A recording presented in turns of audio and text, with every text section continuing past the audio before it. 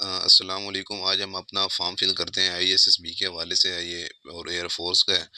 तो ये आईएसएसबी का फॉर्म है, तो इससे आज हमें मिला है, तो आज हम इसे अपना फिल करते हैं। तो जैसे ही आपको देखते हैं पहले पेज पे, तो आपको ये अपनी कमीशन इन दी जो ब्रांच इसमें आपने अप्लाई किया हुआ है, मसलन जीडीपी में किया है तो वो लिखनी है आपने पीए, और अगर एरोनॉटिकल में लिखना है तो वो आपने लिखना ही है। इसके बाद आपने कैंडिडेट रजिस्ट्रेशन नंबर जो आपने इनिशियल क्लियर किया होता है उसके ऊपर आपका रजिस्ट्रेशन नंबर मौजूद होता है, वो आपने इधर लिख लेना है। इसके बाद CNIC आपने अपना देना होता है, ये आप देख लें, वन कॉपी है, और टेस्टेड जो कॉपी आपने फ़ोटो की लगानी है, उसकी जो फ्रंट साइड टेस्टेड होती है कॉपी की, वो आपने यहाँ पे लगानी है। बाकी जो 4 कॉपी आपने टेस्ट करवानी है वो बैक साइड पे करवानी है, वो फिर बताते हैं आपको कि वो आपने कहाँ पे लगानी है। इसके बाद ये सारा कुछ लिखा हुआ है, ये पढ़ लेना। जो चीज़ आपको आती है वहाँ पे आप अपने अपना लिखना है बायोडाटा। बाकी ये n/है लिखना है, जहाँ पे आपको नहीं आती है अपनी चीज़ें मालूम, जो आपकी रिक्वायरमेंट नहीं है वहाँ पे आपने ये लिखना है। तो नेम है सबसे पहले, तो ये नेम ने आप लिखना है अपना ब्लॉक कैपिटल लेटर में अपना नेम लिखना है। इसके बाद फादर नेम आपका होगा, या ऑक्यूपेशन होगा, प्रोविंस जो डोमिसाइल आपका जो परमानेंट जहाँ सेटल होंगे वो लिख देना है। इसके बाद डेट ऑफ बर्थ लिखनी है अकॉर्डिंग टू मैट्रिक और इक्विवेलेंट और सर्टिफिकेट के हवाले से। तो ये जो एज है ये आपने खुद निकालनी होती है। मसलन ये जो अब आपकी एज चल रही है, और ये जो जब इधर ज्वाइनिंग है आपकी आईएसएसबी में, जब आप क्लियर अगर आपको होता है तो उसके उसके हवाले से आपने ये डेट निकालनी है। उसको अपनी डेट में से माइनस कर देना, जो आपकी जिस पैदाइश है वो आपने यहाँ पे लिखनी है। इसके बाद ये फॉर यूज़, ये जो GHQ आगे GHQ के छठा जो कॉलम है, और ये सातवां, और ये वेरिफिकेशन फॉर यूज़ एड, ये जो आठवां कॉलम है, ये फिर तीनों जो है ये आपका आईएसएसबी के हवाले से हैं, इसे आपने छोड़ देना है। पर्सनल इन्फॉर्मेशन में आगे आपने अपने लिखना ही है। पर्सनल इन्फॉर्मेशन जो आपकी है, प्लेस ऑफ बर्थ है, विलेज, डिस्ट्रिक्ट, प्रोविंस है, रिलीजन जो है वो आपने यहाँ पे टिक कर देना है। सेक्ट आपने लिखनी है, कास्ट जो है आपकी वो लिखनी है आपने, आइडेंटिफिकेशन मार्क लिखना है आपका जो आपके आईडी कार्ड वगैरह पे है। इसके साथ आपने आगे 12 कॉलम में डिटेल ऑफ एजुकेशन आपने देनी है। तो मैट्रिक की जो एजुकेशन है वो आपने यहाँ पे लिखनी है। ये डिवीजन देख लें आप, और ये ग्रेड, ये आपने साथ डिवीजन भी लिखनी है। और ग्रेड जो है आपका जिस तरह का ए प्लस है तो प्लस लिखनी है। डिवीजन जो है वो जो फर्स्ट बनती है सेकंड बनती है वो भी साथ लिखनी है। ये फिर आपने सब्जेक्ट, ये फ्रॉम, ये साल, और ये जनाब कॉलेज, स्कूल, यूनिवर्सिटी वगैरह में लिखना है। यहाँ पे अगर BA BSc BCom कर रहे हैं तो BSc कर रहे हैं जिस तरह, तो इसी यहाँ पे BSc पे टिक कर दें, और आगे इस तरह लिख दें, कंटिन्यू लिख दें अगर जो आप कर रहे हैं। या जिन्होंने कहा नहीं कर रहे वो फिर वहीं FA तक लिखने। आगे डिटेल ऑफ सपोर्ट्स है, आपने जो गेम वगैरह खेली हैं, गेम जो प्लेड किए हैं, स्कूल से खेली हैं या यूनिवर्सिटी में कोई सपोर्ट डाला हुआ है वहाँ पे खेली है, तो वो वहाँ पे अच्छा मेंशन कर दें, वो एक अच्छा आपका जाता है रिव्यू स्पोर्ट्स के हवाले से। तो इसके हॉबीज़ जो आपने लिखनी होती हैं, ये हॉबीज़ जो आपके अंदर हैं वही लिखनी है आपने। अगर नहीं है तो इसके ऊपर टाइम लगाएं और इसके बारे में सोचें, ताकि और वही लिखें जो, ताकि आप इसके हवाले से जो बात आगे लिख भी सकें और आगे भी बता सकें।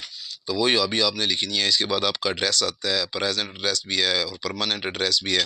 तो प्रेजेंट लिखना है जहाँ पे अब आप मौजूद हैं, परमानेंट लिखते हैं जहाँ पे पहले रहते थे, या अगर एक ही एड्रेस है तो दोनों एक ही जगह पे वही लिख दें। इसके साथ नेशनैलिटी है, अगर आपकी बाहर की है तो ये सारे आप पढ़ लीजिएगा। ये अगर बाहर के आप हैं तो आपने कुछ बताना है।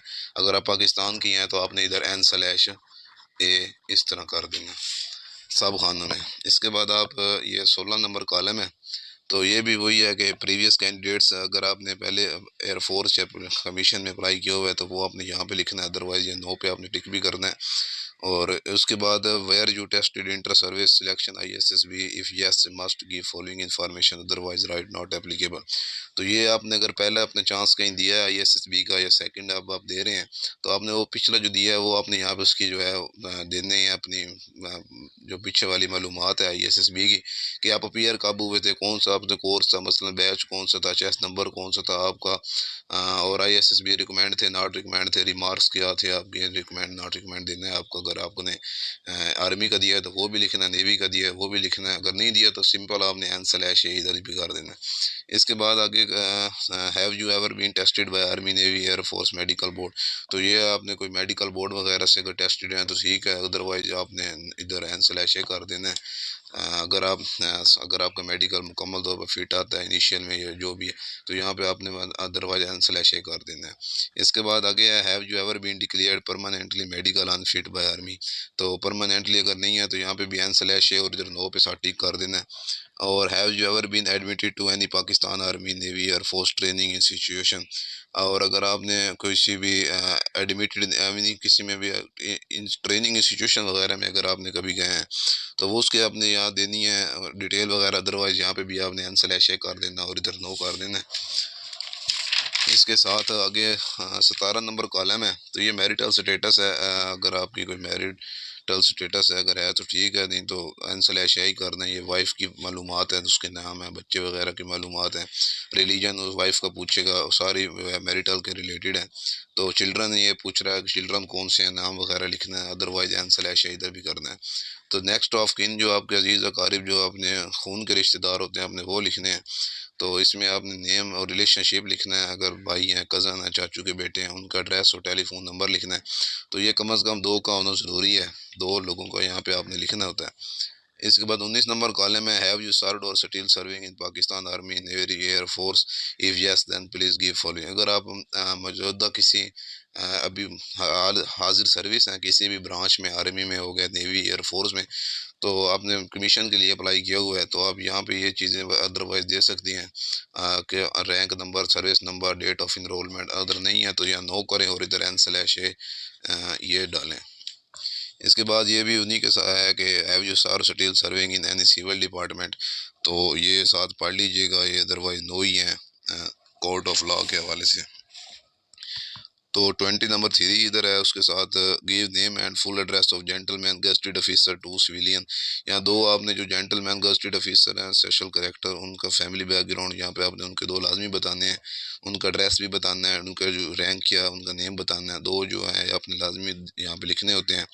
ये किसी गजटेड ऑफिसर से आप लिखवा सकते हैं जो आपको जानते भी हों, आपके फैमिली बैकग्राउंड के बारे में जानते हो, ताकि जब अगर वो आपसे कुछ पूछना भी चाहें तो वो आपको ताकि यहाँ बताएं, पूछ सकें उन लोगों से जिनका आप यहाँ पे दे रहे हैं। तो ये 23 जो है ये आपने ध्यान से दो उन लोगों का देना जो अच्छी तरह आपको जानते हो। इसके बाद डिटेल ऑफ फैमिली है या फादर के मुतालिक डिटेल है, ये सिंपल ही है कि फादर आपके जीते हैं नहीं है, उनके उसके साथ अपॉइंटमेंट, अब रैंक उनका किया, अगर किसी सर्विस में कर रहे हैं तो अदरवाइज एन स्लैश ये कर दें। डेड हैं तो वो उनका उस वक्त क्या ऑक्यूपेशन था, तो ये दिखना है। फादर गार्डियन का जो है प्रेजेंट एड्रेस लिखना है, अगर आपका फादर डेथ हुई है तो आपने फिर गार्डियन की देनी है, अगर नहीं है तो फिर उनका प्रेजेंट और परमानेंट यहाँ पे लिखना है। नेशनैलिटी जो है वो लिखनी है, प्रेजेंट किया है, ड्यूअल है और पास्ट किया है, ये सारा फादर के रिलेटेड लिखना है। सेम इसी तरह मदर का आ गया है, उसका मदर का नाम लिखना है, उसके बाद मदर का स्टेटस लिखना है, और हाउस वाइफ है तो वो लिखना है, नेशनैलिटी लिखनी है, और इनका भी एड्रेस लिखना है इसी तरह। आगे नेक्स्ट में ब्रदर एंड सिस्टर्स हैं, रियल स्टेप हैं, और रियल भी आपने लिखने हैं, और जो आपके सुतेले हैं उनका भी लिखना है आपने, उनका नाम लिखना है, उसका रिलेशनशिप लिखना है, ब्रदर सिस्टर, ऑक्यूपेशन क्या कर रहे हैं मौजूदा, तो एड्रेस उनका लिखना है कहाँ पे इस वक्त है। Are any of your near relative serving in Pakistan arm forces, अगर आपको कोई करीबी रिश्तेदार पाकिस्तान आर्म फोर्सेज में है, नेवी एयर फोर्स या नेवी पाक एयर फोर्स किसी में भी है, आर्मी, तो उसकी आपने डिटेल लिखनी है, अदरवाइज नो लिखना है। यहाँ पे उनकी आपने लिखना है, रैंक लिखना है, कौन सी वो ब्रांच में होते हैं, तो ये उस वहाँ पे आपने सारा लिखना है। बाकी ये सारा आपको पढ़ने वाला डिक्लेरेशन के मैं ये खुद ही सारा कुछ सबमिट कर रहा हूँ, माई सिलेक्शन फॉर, ये आपने फिर अपने यहाँ ब्रांच लिखनी है, और यहाँ पे अपने साइनेचर आपने लाजमी करने हैं। ये 20 नंबर 8 कॉलम है इसके ऊपर, तो काफ़ी लड़के ये भूले होते हैं। इसके बाद सर्टिफिकेट है, वो आपने कहीं अगर कहीं आप एम्प्लॉय वगैरह रहे हैं, कहीं को जॉब वगैरह किया है आर्जी तौर पे, तो उसके हवाले से है। बल्कि यहाँ 29 में है कि आपने अपने कॉलेज के जो जिसके पास आप 2 साल पढ़े थे रहे हैं उनका आपने सोशल करेक्टर यहाँ पे आपने अपने बारे लिखवाना है, तो ये वो आपके यहाँ लिखेगा। ये 29 अपने कॉलेज वाले अपने साथ या आप यूनिवर्सिटी वगैरह में पढ़ रहे हैं तो यहाँ से अगर कोई आपको कर देता है तो ठीक है, अदरवाइज आपने अपने उन्हीं से करवाना है। ये 30 है, अगर आप कहीं जॉब वगैरह किया आर्जी तौर पर तो उसके हवाले से आपने यहाँ पे लिखवाना है, प्लेस सिग्नेचर करवाने हैं, डिज़ाइन उसकी स्टैंप लगवानी है। तो ये आगे देख लें। इसके बाद ये उनका अपना GHQ के हवाले से सिलेक्शन वालों का ये 31 कॉलम आपका नहीं है। उसके बाद यहाँ पे ये भी उन्हीं का है, ये for use eight air head quarter, ये भी उन्हीं का ही है। तो इसके साथ आपको फिर आगे जो भी चीज़ें आपने लिखनी है वो चीज़ें आपने याद भी रखनी है। देयर इज़ आल्सो, ये भी आपने इस तरह फिल करना है, कैंडिडेट नाम, father name, present permanent address, date of birth लिखनी है, प्लेस ऑफ बर्थ, इस तरह। एजुकेशनल में फिर वही बातें हैं जो पीछे आपने लिखी हैं, ये भी सारा आपने फिल करना है, और ये पेज नंबर 9 चल रहा है। इसके बाद ये प्रीवियस अपीयरेंस बिफोर ISSB, अगर आपने आईएसएसबी मेरी तरह सेकंड बार देना है, तो यहाँ पे आपने सब कुछ लिखना है। अदरवाइज एन स्लैश है करना है। तो आर यू प्रेजेंट और ये कमीशन और नेवी, ये आपने फिर वही डिटेल है, whether ex Indian, date of arrival, अगर आप दोहरी नेशनलिटी रखते हैं तो यहाँ पे लिखना है। तो ये 9th कॉलम है, ये देख लें दोबारा। Is any of your there relative serving in Pakistan और फोर्सेज, तो उनके बारे में आपने यहाँ लाजमी बताना है। If so give brief particular relationship with address, तो उनके साथ आपने रिलेशनशिप भी बताना है, एड्रेस भी बताना है और उनकी ब्रांच वगैरह भी बतानी है। यहाँ पे फिर आपके साइनेचर हैं, यहाँ पे आपने डेट डालनी है और प्लेस डालना है, यहाँ पे आपने फॉर्म सबमिट करवा रहे हैं। और इसके बाद वही अपना जो है fill the column in the application form yes no के लिहाज से आपने इस टिक भी करने हैं।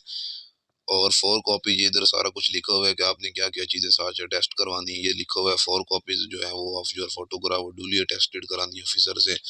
और इस तरह कॉलेज मैच मैट्रिक सर्टिफिकेट की डिग्री वो भी अपने टेस्ट करवानी है। सिटीजनशिप सर्टिफिकेट, अगर आपने माइग्रेशन किया तो सिटीजनशिप का वो होना चाहिए। पोस्टल ऑर्डर नंबर आपने यहाँ पे अपना लिखना है, अगर नहीं पता तो आपको नेट से मिल जाएगा। अब जिस तरह जंग का है तो वो 35-200 है, अगर आप लाहौर के हैं तो वो भी आपको 5-600 में मिलता है, तो वो आपने देख लेना है। ईमेल लिख देनी है, पोस्टल ऑर्डर नंबर लिखना है और यहाँ पे आपने कॉन्टैक्ट नंबर अपना लिखना है।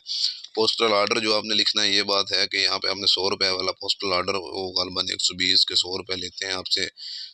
ये पोस्ट ऑर्डर एड्रेस वाले, तो वो आपने लाजमी लेना है, नहीं तो 50 वाले आप 2 ले लीजिएगा। तो ये भी हम भी भूले हुए थे पहली बार, तो ये आपने साथ साथ लगा के जाने हैं लाजमी। ये फिर आपके सिग्नेचर आ गए हैं। इसके बाद ये आपका एड्रेस स्लिप है, यहाँ पे आपने जो अपनी इंफॉर्मेशन देनी है, नंबर और डेटेड नेम एड्रेस ईमेल, ये आपने ओरिजिनल देना है और तीनों पे सेम ही देनी है, क्योंकि